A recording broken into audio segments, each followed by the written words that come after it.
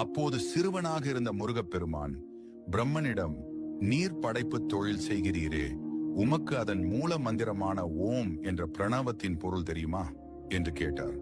படைப்பு கடவுளுக்கே அந்த ரகசியம் தெரியவில்லை.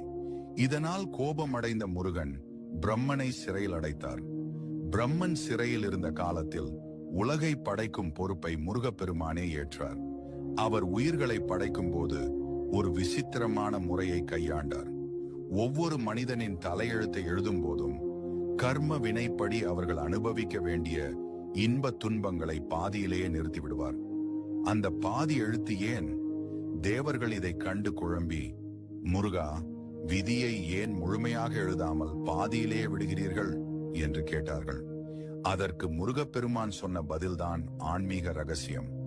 நான் விதியை முழுமையாக எழுதிவிட்டால் அந்த விதிக்கு நானே கட்டுப்பட வேண்டி வரும்.